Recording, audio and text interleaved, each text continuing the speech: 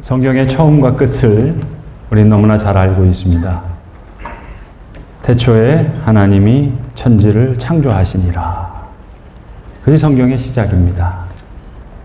그리고 성경의 마지막은 아멘 주 예수여 어서 오시옵소서.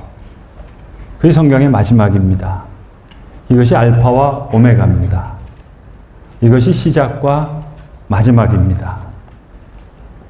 그리고 예수 그리스도를 통해 하나님의 나라가 우리에게 임했습니다. Already 이미 임했는데 but not yet 아직 온전히 임하지 못했습니다. 그래서 우리는 다시 오실 그 주님을 기다립니다. 그런데 그 다시 오실 그 주님의 그 날과 시를 우리는 알 수가 없습니다. 그럼에도 불구하고 그 계절, 그 시즌은 우리가 알 수 있어요. 하나님의 때가 있습니다. 그리스도의 계절이 있습니다. 그 날과 시는 우리가 알 수 없지만 하나님의 그 시즌, 예수 그리스도의 계절, 그건 우리가 알 수 있습니다. 오늘 우리가 함께 봉독한 이 본문의 말씀은 그 하나님의 시즌, 하나님의 계절에 대해서 우리에게 말씀해 주고 있는 귀한 말씀입니다. 함께 봉독하신 이 말씀, 여러분 직관적으로 알아채셨을 거예요. 구약 성경의 맨 마지막 장, 마지막 절에 있는 말씀입니다. 그리고 이 구절은 누가복음 1장에 다시 인용되고 있습니다. 말라기 4장 6절의 말씀을 누가복음 1장 17절에 복음서는 다시 인용하고 있는데 그 장면은 이런 장면입니다. 사가랴가 성전에 들어가서 하나님 앞에 기도하는 가운데 천사로부터 세례 요한에 대한 말씀을 듣습니다. 세례 요한에 대한 말씀을 천사를 통해서 듣게 될 때에 천사가 말합니다. 그가 엘리야의 심령과 능력으로 주님 앞에 먼저 와서 주를 위하여 새로운 주의 백성들을 세우시고 준비할 때에 바로 저와 여러분이 오늘 읽었던 본문의 말씀처럼 아비의 마음들을 자녀에게로, 자녀들의 마음을 아비에게로 돌이키게 할 것이다. 이것이 하나님께서 새롭게 일으키시는 하나님의 백성들을 향한 시그니처 같은 그런 귀한 말씀입니다. 아비 세대가 자녀 세대에게, 자녀 세대가 아비 세대를 향해 서로 돌이키리라. 새로운 믿음의 세대를 준비하실 때, 하나님의 때가 임할 때에, 그리스도의 푸른 계절이 다시 불어올 때에 하나님께서 새로운 믿음의 세대를 이렇게 일으키시리라 하는 예언의 말씀입니다. 언약의 말씀입니다. 제가 지난주에 제 성격 테스트 말씀드렸잖아요. 그랬더니 몇 분들은 목사님 T인 줄 알았는데 F였어요. 그러시더라고요. 근데 저는 T가 아니라 완전 F입니다. 그래서 전 논리가 늘 부족해요. 그래서 제가 수학을 참 못합니다. 수학은 이거 100% 논리잖아요. 근데 1 더하기 1은 2가 돼야 되는데 저는 1 더하기 1 그려놓은 거 보면 느낌도 있는데 11 이런 거 안 되나? 완전히 비논리하거든요. 그러니까 논리가 많이 부족해요. 논리적으로는 어떻게 설명을 못 드리겠는데 매 학기 이제 클래스룸에서 제가 대학생을 만나잖아요. 근데 확실히 코로나 이후 학번들 느낌이 달라요. 크리스천들 특별히 느낌이 달라요. 대학교 1학년이라고 해봐야 사실 10대들이잖아요. 근데 중고등학교에서 요즘은 작지만 학교 기도 불시 운동 이런 게 있어서 그런지 미션 스쿨이 아니에요. 교목이 있는 그런 미션 스쿨이 아닌데 자생적으로 믿지 않는 학교인데 아이들 몇 명이 모여서 찬양하고 싶다고 기도하고 싶다고 그렇게 모이는 모임들이 있어서 그런지 대학교 1학년, 2학년 크리스천들을 보면은 코로나 세대와는 다른 그런 느낌을 제가 많이 받습니다. 그래서 사실 저희가 부른 이 찬송은 제가 제 마음속에 다음 세대를 향해 축복하는 마음을 품고 여러분과 함께 부르고 싶어서 그래서 선곡한 곡입니다. 오늘만 해도 지금 이 시간 저 종합관 2층에서 9시 때도 그랬고 지금 11시 때도 그랬고 밴쿠버에서 온 God's Image라는 찬양팀인데 이 팀들이 밴쿠버에서 이제 여러 교회에 흩어져 다니는 중고등학생들이 모여서 한 달 가까이 한국에 와서 여러 학교들, 단체들 와서 함께 찬양하고 학생들에게 공연하는 그런 팀이에요. 작년에도 저희 교회 와주셨는데 올해도 이 팀들이 와줬습니다. 얼마나 감사하고 고마운지 몰라요. 사실 교회에서 김밥 한 줄 드리는 거 말고는 무슨 뭐 출연료를 드리는 것도 아니에요. 근데 얼마나 예쁘고 얼마나 그 찬양하는 모습이 고맙고 감사한지 말 그대로 God's image, 하나님의 형상으로 지음받아서 복음을 부끄러워하지 않는 믿음의 세대, 복음을 부끄럽게 만들지 않는, 아니 오히려 복음을 정의롭게 자랑하는 너무 귀하고 아름다운 세대 하나님 일으켜 주십시오 라는 제 기도가 있는데 정말 하나님께서 그런 새로운 믿음의 세대를 일으키신다 하는 느낌을 많이 받습니다. 오늘 주보에도 광고가 있지만 이번 금요일 글쎄 몇 분이나 가실 수 있을지 모르겠습니다만 이번 금요일 일산 킨텍스 그랜드 볼룸에서 우리 B2N 연합 중보 기도회가 열리는데 저는 그 현장을 여러분에게 좀 보여드리고 싶어요. 몇 분만이라도 가셔서 그 현장에 좀 증인이 돼 주셨으면 좋겠어요.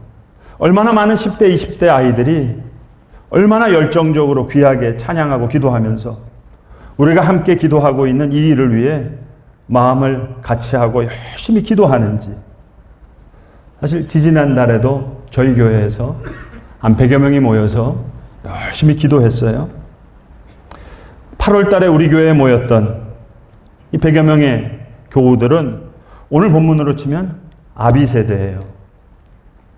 이번 금요일 일산 킨텍스에 모일 성도들은 오늘 본문으로 치면 자녀 세대들이에요. 그렇다면 가장 아름다운 모습은 뭐냐? 바로 오늘 말라기 4장 6절의 모습처럼 누가복음 1장 17절에서 오늘 이 본문의 말씀을 다시 인용하면서 말씀하시는 것처럼 주를 위하여 새로운 백성을 세워 준비시킬 때 어떻게 준비시키시느냐? 아비 세대들의 마음을 자녀를 향하게 하시고 자녀 세대들의 마음을 아비에게로 돌이키게 하시는 하나님의 때, 그리스도의 계절에 하나님께서 준비시키는 새로운 믿음의 세대는 그렇게 세워주실 거라는 그런 말씀입니다. 오늘 본문은 그러한 장면을 약속해 주시는 느낌이 아니라 예언의 말씀입니다. 계시의 말씀입니다. 오늘 제가 짧은 시간 여러분과 함께 나누고 싶은 말씀을 이제 하나의 키워드로 정리하자면 다윗과 같은, 여호수아와 같은 새로운 믿음의 세대예요. 여러분, 다윗은 그의 아비 세대였던 이새와 달랐고 사울 왕과도 달랐습니다. 그리고 그의 자녀 세대인 압살롬과도 달랐고 솔로몬과도 달랐어요. 다윗은 새로운 믿음의 세대를 연 사람이에요. 다윗의 아비였던 이새, 사무엘에게 기름 부어서 왕이 되었던 사울 왕, 다 하나님의 이름을 불렀던 사람들이에요. 하나님의 선지자를 찾았던 사람들이에요. 하나님의 선지자가 그들의 집에 찾아오기도 했어요. 그런데 온전한 믿음의 기준으로 살아가지를 못합니다. 세상 기준으로, 그 판단과 시선으로 살아가요. 사무엘이 이새의 집에 와서 아들 중 한 명을 기름 부어서 왕으로 세우려 할 때 이새가 어떻게 세웁니까? 자기가 생각하기에 잘난 아들들, 엘리압부터 해서 쭉 다 보여주고 막내 다윗은 아예 그 앞에 세우지도 않잖아요. 막내는 배운 것도 없고 출중하지도 않고 믿음의 시선이 아니죠. 그런데 다윗은 광야에서 목동으로 양을 치고 있는데 하나님은 거기서 다윗을 놀라운 하나님의 사람으로 키워내시는 거예요. 아버지 이새의 따뜻한 밥상에서 이새가 자라나는 게 아니에요. 목동으로 양을 치고 있는 그곳에서 하나님이 다윗을 키워내십니다. 그렇게 자라난 다윗이기에 골리앗 앞에 딱 섰었을 때 그 골리앗을 대하는 태도가 사울 왕과 다윗이 완전히 다르잖아요. 사울 왕은 자기 기준으로, 자기 기준대로, 나름대로 지금 다윗을 위한다고 하는 거예요. 그래서 갑옷 입혀주고 투구 씌워주고 큰 칼 쥐어주지만 다윗 편에서는 사울이 그토록 소중히 여기는 갑옷과 투구와 칼, 별게 아닌 거예요. 그러니까 집어들질 않아요. 이게 하나님이 직접 키워내신 다윗입니다. 이새와 사울 왕이 애지중지에서 키운, 따뜻한 밥으로 안전한 갑옷과 투구로 키운 그런 사람이 아니에요. 하나님께서 광야에서 친히 키워내신 다윗. 그래서 다윗이 고백하잖아요. 여호와께서 나를 사자와 발톱에서, 곰의 발톱에서 건져내셨은지. 하나님은 다윗을 사자의 발톱 가운데, 곰의 발톱 가운데 키워내셨어요. 그게 다윗이에요, 여러분. 그래서 소중한 믿음의 유산을 가진 자가 됩니다. 그런데 애석하게도 그의 아들들은 압살롬은 이탈하고 솔로몬은 표류하잖아요. 솔로몬도 처음에는 일천번제 드리죠. 재물을 구하지 않고 지혜를 구하죠. 하나님의 성전을 짓죠. 그런데 표류해요. 다윗의 믿음의 유산을 받지 못하고 압살롬은 이탈하고 솔로몬은 표류하고. 그런데 진정한 부흥은 어떻게 온다고 오늘 성경은 얘기합니까? 그렇습니다. 이새와 사울과 같은 아비 세대가 그 마음을 돌이켜 믿음의 사람 다윗과 같은 자녀에게로 그들의 마음을 돌이키는 거예요. 또한 압살롬과 같은, 솔로몬과 같은 이탈하고 표류하는 그 자녀 세대가 그 마음을 돌이켜 믿음의 유산을 간직하고 있는 믿음의 아비인 다윗에게로 마음을 돌이키는 거예요. 이게 부흥의 때입니다. 오늘 본문이 예언하는 말씀이 그것이에요. 이새와 사울과 같은 아비 세대가 그들의 마음을 돌이켜 다윗과 같은 믿음의 자녀에게로, 압살롬과 솔로몬과 같은 이들이 그들의 마음을 돌이켜 다윗과 같은 믿음의 아비에게로 마음을 돌이켜서 복음을 부끄러워하지 않는 믿음의 세대, 복음을 부끄럽게 만들지 않는 그러한 믿음의 세대로, 아니 복음을 정의롭게 자랑하는 그러한 믿음의 세대로 돌아오게 하시겠다는 거예요. 이것이 다윗과 같은, 여호수아와 같은 Joshua generation입니다. 여러분, 여호수아 세대의 특징은 광야를 아는 자들이에요. 우리 아이들 광야를 알아요. 학교에서 한 반에 예수 믿는 학생들이 한 명 될까 말까 해요. 거기서 믿음을 지킨 아이들이에요. 여호수아 세대와 같은 출애굽 2세대는 광야를 아는 세대예요.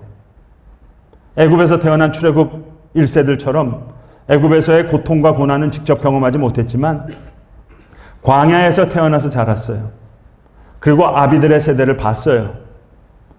아비 세대가 그들에게는 교사이기도 하면서 동시에 반면 교사이기도 한 거예요. 그러한 세대가 Joshua generation이에요. 이 여호수아 세대는 광야를 알기 때문에 믿음의 유업을 받을 수 있어요. 압살롬은 믿음의 유산이 없어요. 그러나 여호수아에게는 믿음의 유산이 있어요. 광야를 아는 믿음의 유업이 있는 세대. 이것이 귀한 Joshua generation입니다. 하나님은 여호수아 세대를 일으키셔서 저들을 훈련시키시고 저들에게 새 일을 맡기시는 거예요. 하나님의 때는, 그리스도의 계절은 이런 다윗과 같은, 여호수아와 같은 믿음의 세대가 다시 일어나서 아비들이 그 마음을 돌이켜 자녀에게로, 자녀들이 그 마음을 돌이켜 아비에게로 돌이키는 그때, 그때가 하나님의 시즌이 될 거라는 거예요. 그때가 그리스도의 계절이라는 거예요. 하나님이 이 때와 이 계절을 허락하시리라는 언약의 말씀입니다. 예언의 말씀입니다. 계시의 말씀입니다. 다윗과 같은 여호수아와 같은 믿음의 세대는 이제 복음을 부끄러워하지 않아요. 복음을 부끄럽게 만들지도 않아요. 아니, 복음을 정의롭게 자랑해요. 십자가도 그렇게 바라봅니다. 이새와 사울, 하나님 앞에 서 있다고 하지만 다 자기 논리가 있는 거예요. 다 자기 논리. 십자가가 능력입니다 고백하면서도 여기에 자기 논리들, 그걸 덕지덕지 붙이는 거예요. 마치 사울왕이 다윗에게 갑옷 입히고 투구 씌우고 십자가 믿는다고 하지만 이 십자가에 자꾸 자기 논리를 걸치는 거예요. 자기 생각에. 돈도 걸치고 싶고 명예도 걸치고 싶고 성공의 논리, 그거 포기할 수 없는 거예요. 십자가를 바라보면서도 관심, 유행 포기할 수 없는 거예요. 결혼, 하나님의 뜻대로 하는 결혼, 말은 그런데 내 논리는 포기 못해요. 내 욕망은 포기 못해요. 집도 직장도. 그러니까 이 십자가에 그 모든 생각들이 덕지덕지 붙어있는 이새처럼, 사울왕의 믿음처럼, 사울의 갑옷과 투구와 칼에서 여러분 무슨 능력이 나오겠습니까? 그러니까 덕지덕지 자기 논리가 붙어있는 이 십자가에서 능력이 나타나지 않는 거예요. 그러나 다윗과 같은, 여호수아와 같은 믿음의 세대가 바라보는 십자가는 진짜 십자가인 거예요. 이 십자가에 추악한 내 모든 죄가 걸려있는 십자가. 누구도 풀 수 없는 우리의 묶임을 여기에 걸고 하나님 앞에 기도하는 십자가. 나의 깨어짐, 누구에도 들키기 싫은 깨어짐, 이런 것들이 걸려있는, 그러나 능력의 십자가예요. 이런 모든 것을 해결해 주시고 우리에게 구원과 은혜와 사랑을 베푸시는 영광의 십자가란 그런 십자가예요. 가정의 깨어짐, 자아의 깨어짐, 이런 것들이 다 여기서 못 박히고 그리스도의 보혈 가운데 기쁨의 그름이 흐르는, 내 안에서 진짜 해결되지 않는 상처, 두려움과 불안, 누구에게도 다 보이기 싫은 것들이 십자가에 못 박혀서 우리가 불렀던 찬송처럼 거룩히 살아갈 힘과 두려움 없는 믿음을 주시는 거예요. 이 십자가를 부끄러워하지 않는 그런 믿음의 세대, 하나님께서 일으키시는 겁니다. 여러분, 십자가의 영광은 그런 나이스한 영광이 아니에요. 이 십자가엔 예수님의 피냄새가 있잖아요. 우리를 위해서 찢기신 그분의 살. 그런데 놀랍게도 그 고난의 십자가가 우리에게 은혜와 사랑과 구원을 베푸시는 영광의 십자가가 되는 거예요. 다윗과 같은, 여호수아와 같은 믿음의 세대, 자슈아 제너레이션은 이러한 십자가의 능력으로 세워지는 세대예요. 이런 믿음의 세대가 세워질 때 이새와 사울왕과 같은 아비 세대들이 저들의 마음을 돌이켜 자녀에게로, 압살롬과 솔로몬과 같이 이탈하고 표류하는 자녀들의 마음이 다윗과 같은 믿음의 아비에게로 마음을 돌이키게 된다는 거예요. 성도 여러분, 전 청년이란 말을 어떤 물리적이거나 생물학적인 개념으로 이해하고 싶지 않아요. 가슴이 뛰면 청년인 거예요. 복음 앞에서 눈물을 흘리면 청년인 거예요. 십자가를 바라볼 때 마음이 뜨거워지고 내 마음에 불이 일어나면 그건 청년인 거예요. 오늘 주일도 우리 미얀마 난민학교 아이들 섬기면서 그곳에서 교회에서 예배하게 될 우리 청소년, 우리 청년들도, 또 이곳에서 예배하는 우리들의 심령에도 다윗과 같은, 여호수아와 같은 뜨거운 마음, 십자가를 향한 뜨거운 고백이 있다면 바로 우리가 그리스도의 푸른 계절을 잉태하는, 하나님의 때에 하나님께서 세워주시는 믿음의 세대로 세움받는 자들이 될 것입니다. 아울러 한 가지 좀 부탁드리고 싶어요. 여기 보니까 청년 세대들 몇 분 계시는데 부탁입니다. 여호수아는 여러분 아비세대의 유업을 소중히 여기는 자들이에요. 출애굽 1세대의 실수까지도 저들의 영혼의 거름으로 삼은 자들이에요. 노아가 방주를 만들어서 다 그 가족을 구원해 나고도 나중에 포도주 마시고 취해가지고 하체를 다 드러내잖아요. 그런데 아들이 뒷걸음 쳐가지고 들어가서 그 노아의 하체를 덮잖아요. 꼰대들하고 뭘 하냐? 우리끼리 하자. 그런 거 아닙니다, 여러분. 에스더 혼자서 할 수가 없어요. 모르드게가 필요합니다. 신앙의 유업이 필요해요. 여호수아의 세대는 하늘에서 뚝 떨어지는 게 아니에요. 다윗이 이새와 사울의 실수를 반면교사로 삼아서 하나님의 유업을 받는 거예요. 이것이 오늘 말라기 4장 6절 구약 맨 마지막 장 마지막 절 그 말씀이 약속하시는 말씀입니다. 이거는 그저 직관적이고 느낌적인 게 아니에요. 이것이 세상의 끝이라는 거예요. 이것이 새로운 때의 시작이라는 거예요. 이건 논리적인 말씀이에요. 예언의 말씀이에요. 약속의 말씀이에요. 계시의 말씀이에요. 아비는 자녀에게로, 자녀는 아비에게로 마음을 돌이키라는 부탁의 말씀이기도 해요. 그렇게 돌이키시라는 거예요. 보라, 여호와의 크고 두려운 날이 이르기 전에, 그 시즌을 얘기하는 거예요. 마지막 때가 이를 때, 그 날이 이르기 전에 이런 귀한 믿음의 세대들, 아비 세대와 자녀 세대를 함께 일으키시겠다는 우리 주님의 놀라운 예언의 말씀입니다. 사랑하는 성도 여러분, 우리 자녀들이, 우리 다음 세대가, 아니 우리 모두가 다 함께 다윗과 같은, 여호수아와 같은 믿음의 세대로 다시 세움받는 귀한 하늘의 은혜와 복을 누릴 수 있기를 간절히 소망합니다. 기도하겠습니다. 아버지 하나님, 하나님의 때가 우리에게 임할 때에, 그리스도의 계절이 우리에게 임하실 때에, 그때 주께서 우리에게 이루실 그 역사를 바라보며 사모합니다. 아비들의 마음을 돌이켜 자녀에게로, 자녀들이 마음을 돌이켜 믿음의 아비에게로 돌이키게 하시는 그 하나님의 때와 그 그리스도의 계절을 준비하며 우리가 그 하나님의 말씀의 언약의 맛을 맛보게 하여 주시옵소서. 모든 영광과 찬송을 주께 올려드리며 우리 구주 예수 그리스도의 이름으로 간절히 기도드리옵나이다.